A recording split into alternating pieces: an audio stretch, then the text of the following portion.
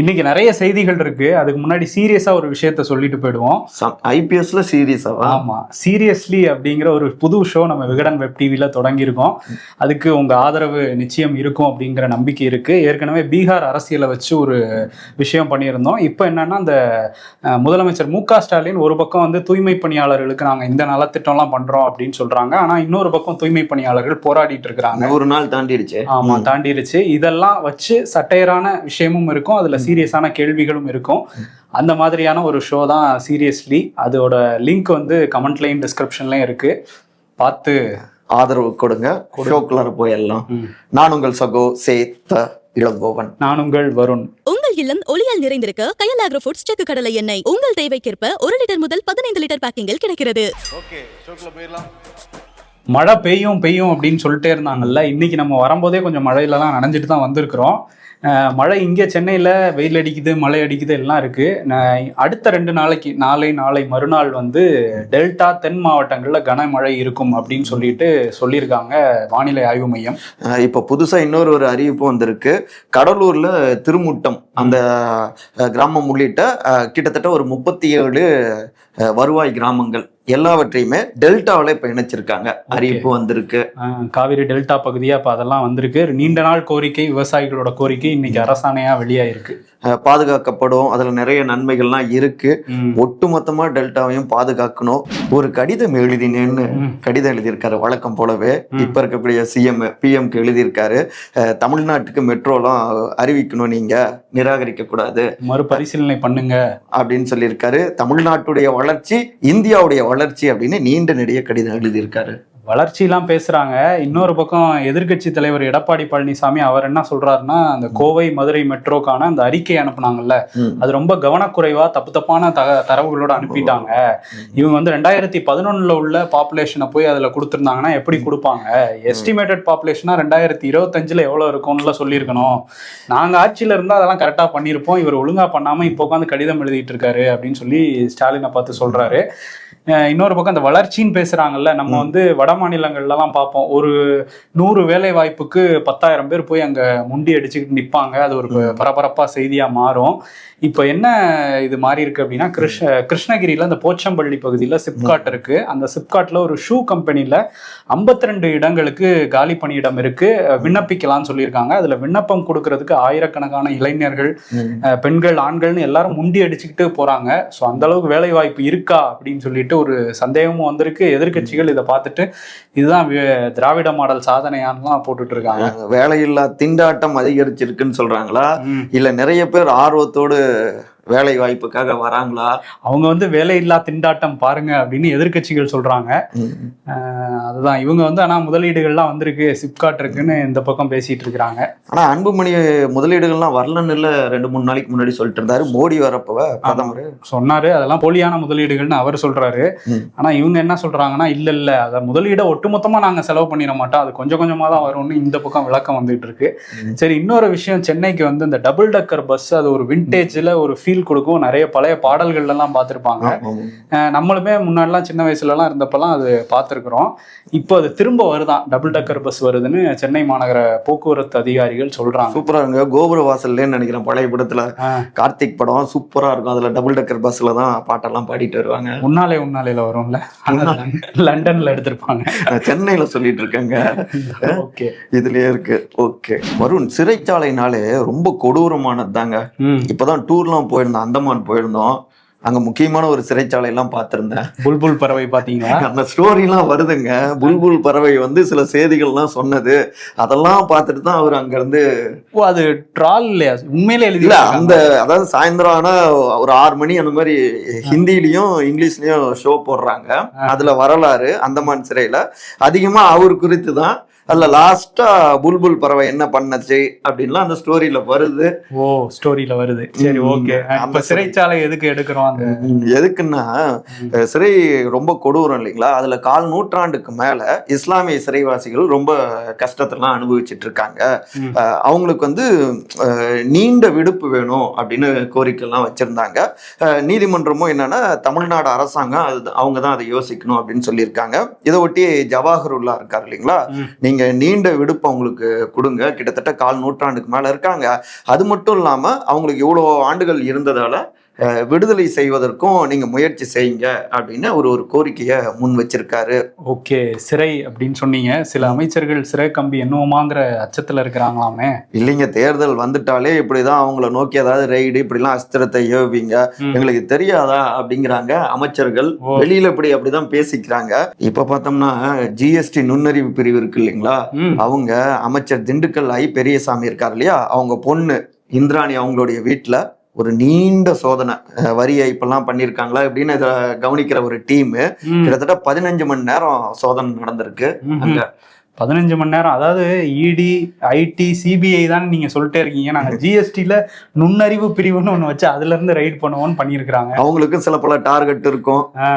அடுத்த வருஷம் புது வருஷம் அதுக்கு முன்னாடி ஏதாவது சாதிச்சு காட்டணும்னு நினைச்சிருக்கலாம். ஆமா, எடப்பாடி கூட ஏதோ பிரதமர் வந்தப்ப ஏதோ கோரிக்கை எல்லாம் வச்சிருக்கதா சொல்றாங்க. ஏதாவது பண்ணுங்க, என்ன பாத்துக்கிட்டே இருக்கீங்க மேல இருந்து அப்படிங்கிற மாதிரி. இல்ல, அந்த கோரிக்கைகளை நான் எவ்வளவு எடுத்து கொடுக்குறேன். என்னென்ன டாஸ்மாக் இருக்கு, மணல் பிரச்சனை இருக்கு, இவ்வளவு விஷயத்துல ஏற்கனவே அமலாக்கத்துறை, வருமான வரித்துறைலாம் நீங்க விசாரணை எல்லாம் பண்ணிருக்கீங்க, ரைட் எல்லாம் பண்ணி. ஆனா நடுவுல டல் அடிச்சிருச்சு தலைவா, அதனால கொஞ்சம் வேகம் காட்டுங்க, இந்தாங்க. அதான் மேல வச்ச கோரிக்கை மனுவுல மெட்ரோ எல்லாம் கொண்டு வாங்கன்ட்டு, கீழே வச்ச கோரிக்கை மனுவுல பார்த்து பண்ணுங்க தலைவா அப்படின்னு கொடுத்திருக்காரு. ஆளுநர் ஆர்.என். ரவி வேற பக்கத்துல இருந்து கரெக்டா தாங்க சொல்றாரு, ஏதாவது பண்ணுங்கிற மாதிரியே பாத்துக்கிட்டு இருந்தாரு. ஆமாங்க, டிஎம்கே கவர்மெண்ட் ரொம்ப பண்றாங்க, சரியில்லைங்க அப்படின்னு சொல்லியிருக்காங்க. சரி, அடுத்தடுத்து ரைடு காத்திருக்குங்கிற மாதிரி தான் இவங்க நாங்க பேஸ் பண்ணிக்கிறோம்னு அதே தான் சொல்லிட்டு இருக்காங்க. பாத்துக்கலாம் அப்படிங்கிறாங்க.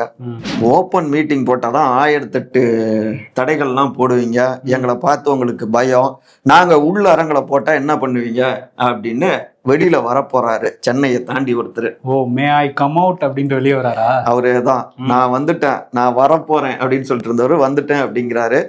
நாளைக்கு காஞ்சிபுரத்துல ஒரு தனியார் கல்லூரியில உள்ளரங்கு கூட்டம் கிட்டத்தட்ட ஒரு 2000 பேர் இருக்கிற மாதிரி, அதுல விஜய் சொற்பொழிவு ஆற்றுவார் அப்படின்னு சொல்லியிருக்காங்க. அப்படியா? எல்லாம் ரெடி ஆயிடுச்சாமா ஸ்கிரிப்ட் எல்லாம்? ஓகே, அதாவது 2000 பேர் மக்கள் சந்திப்பு அப்படின்னு சொல்றாங்க. பலதரப்பட்ட மக்களும் அங்க வருவாங்க, அவங்கள அங்க நேரடியா சந்திச்சு பேசுவாருங்கிற மாதிரி சொல்லியிருக்காங்க. ஆனா QR கோடெல்லாம் கொடுத்துருக்காங்க. இதை தாண்டி வேற யாரும் நீங்க வராதீங்க, தொண்டர்களும் பொதுமக்களும் ஒத்துழைப்பு கொடுங்க அப்படின்னு மன்றாடி கேட்டுக்கொள்கிறேங்கிற ரேஞ்சில தோழமையுடன் கேட்டுக்கொள்கிறோம் தோழா தோழிகளை அப்படின்னு கேட்டிருக்காங்க. ஆனந்த் அவர் அறிக்கை விட்டுருக்காரு. ஆமா, பாப்போம் என்ன பண்றாங்க தோழா தோழிகள் அப்படிங்கறதெல்லாம் நாளைக்கு தான் தெரியும். சரி, இன்னொரு பக்கம் அப்பாவும் கடுமையான விமர்சனங்களை விஜய் மேல வச்சுக்கிட்டே இருந்தாரு. இப்ப என்ன சொல்றாருன்னா, விஜய்க்கு ரொம்ப நெருக்கடி கொடுக்காதீங்க, அவர் இந்த கரூர் சம்பவம் இதுக்கப்புறம்லாம் கொஞ்சம் மனதளவா பாதிக்கப்பட்டிருக்காரு, அதனால கொஞ்சம் நெருக்கடி கொடுக்காதீங்கிற மாதிரி எல்லாம் பேசியிருக்காரு.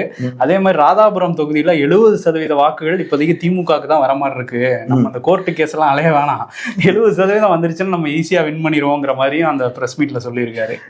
ஏதோ இவர் தான் அங்க எங்கேயாவது அடி வாங்கியிருப்பாருன்னு அந்த படத்துல சொல்ற மாதிரி பயம் காட்டியிருப்பாங்க போல, அதனாலதான் 70% பக்காவா இருக்கும், விஜய் சீண்டாதீங்கலாம் சொல்லிட்டு இருக்காங்க. இன்னொரு பக்கம் தேமுதிகவும் விஜய் ரூட்டு போடுற மாதிரி தான் இருந்துச்சு. திடீர்னு ஒரு கூட்டத்துல பேசும்போது என்ன சொல்லியிருந்தாங்கன்னா, நேற்று முளைத்த காளான்கள்லாம் ஆட்சிக்கு வரணும்னு நினைக்கிறாங்க அப்படின்னு சொன்னா அது விஜய் தான் சொல்றாங்க அப்படின்னு சொல்லி ஒரு பெரிய பேசுபொருளா மாறிச்சு அவங்க கட்சிக்குள்ளே. ஆனா அதுக்கப்புறம் அவங்களே அதை தெளிவுபடுத்திருக்காங்க. மல்லை சத்யாவை சொல்லியிருப்பாங்க, அவரும் புதுசா நேற்று டிவிக்கு அவங்கள சொல்றாங்களா இல்ல யார சொல்றாங்கன்னு தெரியல. ஆனா ஒருவேளை விஜய் பிரபாகரனை சொல்றாங்களா?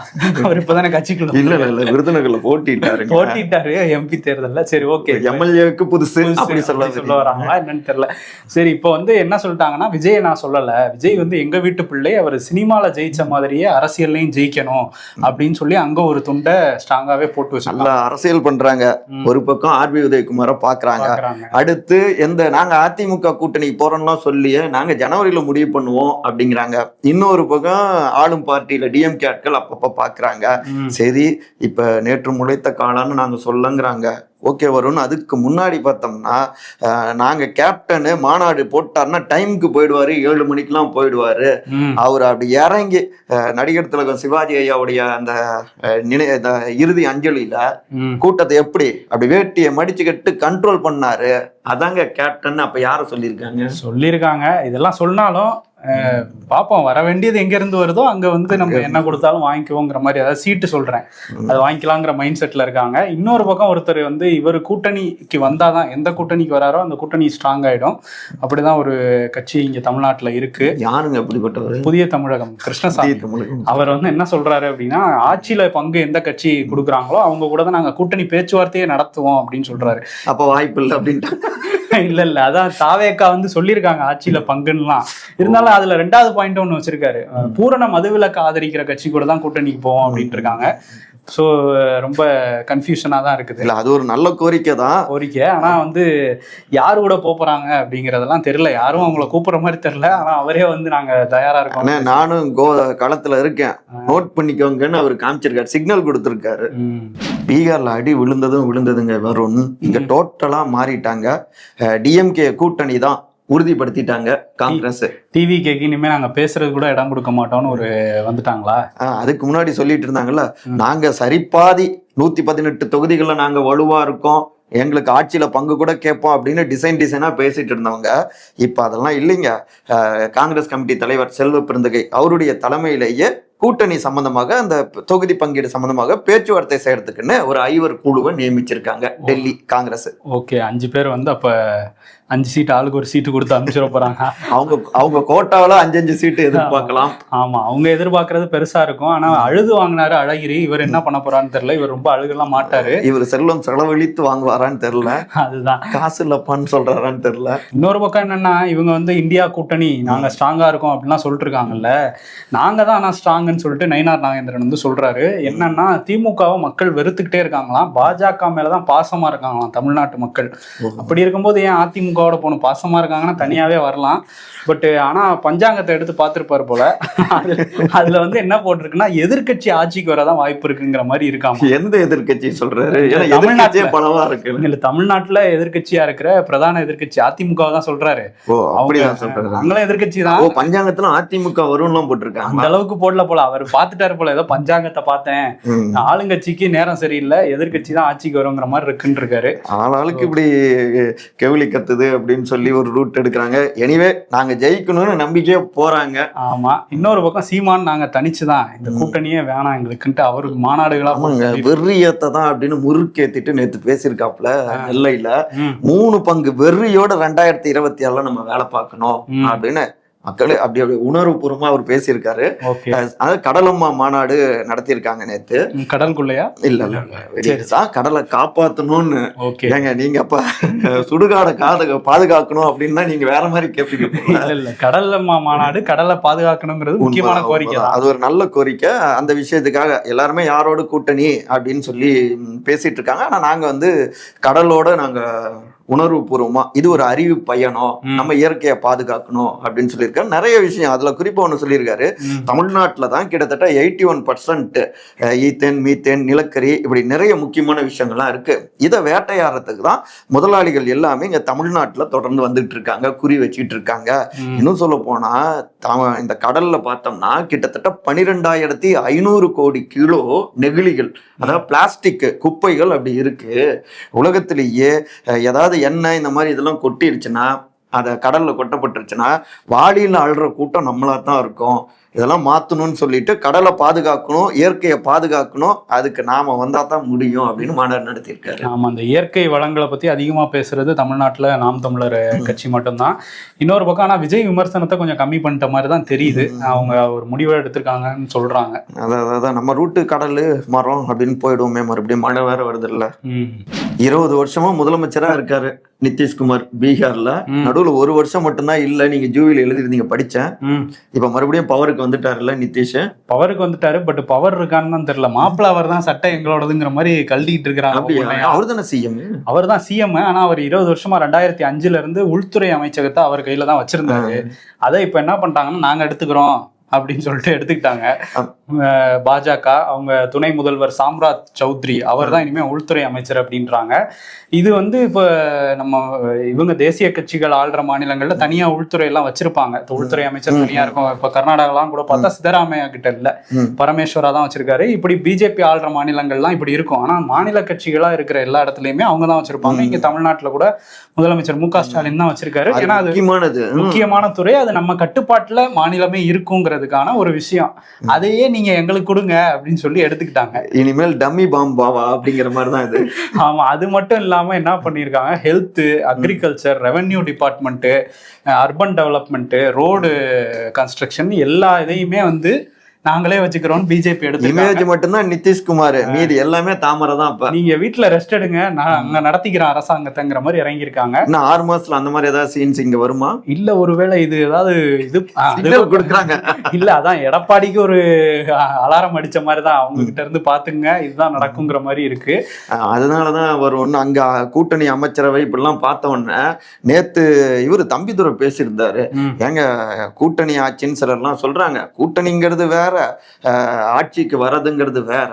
அதனால தமிழ்நாட்டு மக்கள்லாம் அதை விரும்ப மாட்டாங்க. சோ இங்க நாங்க ஆட்சிக்கு வருவோம், ஆனா கூட்டணி ஆட்சிலாம் கிடையாது, அமைச்சரவையில பங்கு இல்லைன்னு மறுபடியும் பேசியிருக்காரு. பட் அது எல்லாம் அவன் செயல்ங்கிற மாதிரி அங்க இருக்கவங்க பாத்துக்குவாங்க. சரி, ஓகே. இன்னொரு விஷயம் என்னன்னா, இந்த டி.கே. சிவகுமார் 2.5 வருஷம் கழிச்சு எங்க தலைவருக்கு தான் முதலமைச்சர் பதவின்னு சொல்லி அவங்க எம்எல்ஏக்கள் குரல் கொடுத்துக்கிட்டே இருந்தாங்க. காங்கிரஸ்ல மட்டும்தான் இப்படி எல்லாம் காட்சி வரும். மத்த மாநிலத்திலாம் 2 கட்சிகள் கூட்டணிக்குள்ளார இப்படி சண்டை வரும்னா காங்கிரஸ்குள்ளாரியே 2ஆ பிரிஞ்சு சண்டை போடுவாங்க. 2ஆ பிரிஞ்சு சண்டை போட்டவங்க இப்போ ஒரு முற்றுப்புள்ளி வைக்கிற மாதிரி 2 பேரும் பேசியிருக்காங்க.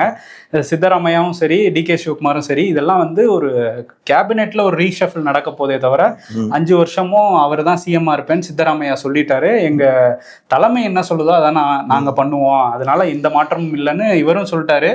சித்தராமையாவும் நான் தான் வந்து 5 வருஷமும் இருப்பேன், தலைமை இதுதான் முடிவு எடுத்திருக்காங்கன்னு சொல்லிட்டாரு. இணைந்த கைகள்.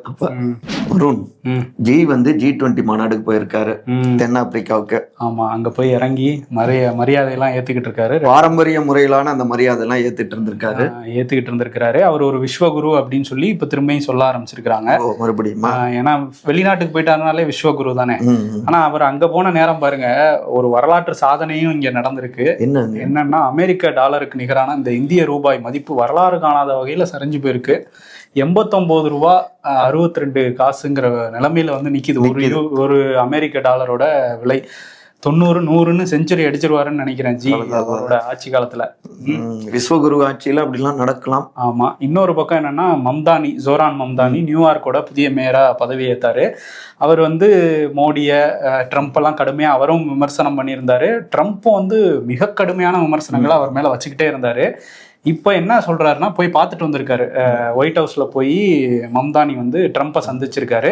சந்திச்சதுக்கு அப்புறம் நான் அவரை வந்து வேற மாதிரி நினைச்சேன், ஆனா அவர் வந்து மம்தானி அப்படி கிடையாது, அவர் ஒரு பகுத்தறிவுவாதி, அவர் ஒரு சிறந்த மேயரா இருப்பாருங்கிறதுல எனக்கு அவ்வளவு நம்பிக்கை இருக்குன்னு ட்ரம்ப் இப்போ மாத்தி பேசியிருக்காரு. அந்த குழந்தையே நீங்க தான் அப்படின்னு மாத்திருக்காரு. ஒரு சோகமான செய்தி தான், துபாயில அந்த ஏர் ஷோ நடந்தது. அதுல பல ஃபைட்டர் ஜெட்ஸ், அந்த போர் விமானங்கள் வந்து ஏர் ஷோல கலந்துக்கிட்டாங்க. அதுல இந்தியாவை சேர்ந்த அந்த தேஜஸ் விமானமும் பங்கெடுத்திருந்தது. அதுல அந்த தேஜஸ் விமானம் எதிர்பாராத விதமா அங்க ஒரு விபத்து ஏற்பட்டு அது அப்படியே கீழே விழுந்து வெடிச்சு சிதறி இருக்கு, நொறுங்கி இருக்கு. அதுல இருந்த விமானி நமன்ஷ் அவருமே வந்து உயிரிழந்துட்டதா சொல்லியிருக்காங்க. அவர் ஹிமாச்சல் மாநிலத்தை சேர்ந்தவர், 37 வயசு ஆகுது. அவருக்கு உலகம் முழுக்க உள்ள தலைவர்கள் எல்லாரும் வந்து அஞ்சலி செலுத்திக்கிட்டு இருக்கிறாங்க.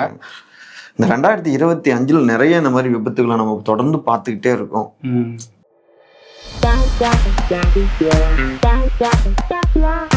கல் நெஞ்சக்காரன் குளிருதுன்னு சொல்றானே தவிர ஆஃப் பண்றானா பாரு அப்படின்னு ஃபேன் வந்து சொல்லிக்கிட்டு இருக்கு. இந்த டைம்ல அப்படிதான் நடந்துட்டு இருக்கு. மழை காலத்துல உனக்கு நைட்டு தூங்குறதுக்கு மட்டும் குளு குளுன்னு சுகமா இருக்கணும், பகல்ல வந்தா உனக்கு நச நசன் இருக்குன்னு சொல்லுவியோன்னு மழை சொல்லுது. ஆமா, இப்ப நான் ஆபீஸ் வரதுக்கு கஷ்டப்படுறோம்ல.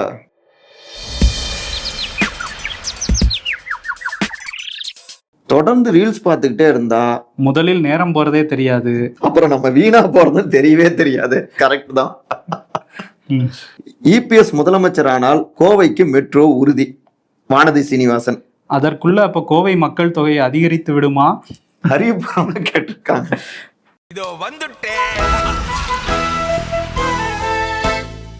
வெளியே வந்த அண்ணனுக்கு தான் நம்ம அவார்டு.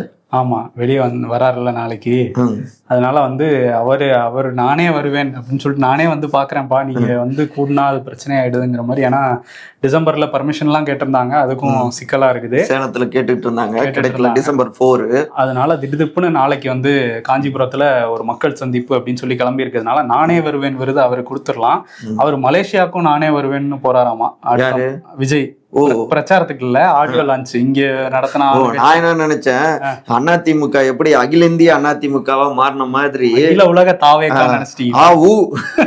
வேக்கான்னு ஏதாவது மாத்திட்டாரோன்னு இல்ல நினைச்சேன். மாத்தல, அது வந்து ஆடியோ லான்ச்சுக்கு இங்க பிரச்சனை எல்லாம் பண்றாங்க ஆளுங்கட்சி. நாங்க அங்க போய் ஒரு பெரிய ஸ்டேடியத்தில் நடத்திக்கிறோம்னு கடைசி படம் அப்படின்லாம் சொல்லி அதையும் அறிவிப்பு எல்லாம் வெளியிட்டு இருக்காங்க. கரூருக்கும் எதிர்பார்த்துட்டு இருக்காங்க. ஆமா, அங்க எப்போ போவாருன்னு தெரியல. நேர்ல வந்து சந்திக்கிறேன்னு சொல்லியிருக்காராமா வந்தவங்கள்ட்ட. சரி, அதை பார்ப்போம். இப்ப நானே வருவேன் விருது அவர் கொடுத்துட்டு நம்ம கிளம்புவோம். நன்றி. நன்றி. உங்கள் இல்லங்களில் என்றும் ஆனந்தமும் மகிழ்ச்சியும் ஒளிவீச தெய்வீக மனம் கமழும் கயல் ஆக்ரோ ஃபுட்ஸ் பிராண்டின் சுத்தமான செக்கு கடலை எண்ணெயை இன்றே கேட்டு வாங்குங்கள். அனைவருக்கும் இனிய தீபத் திருநாள் நல்வாழ்த்துக்கள்.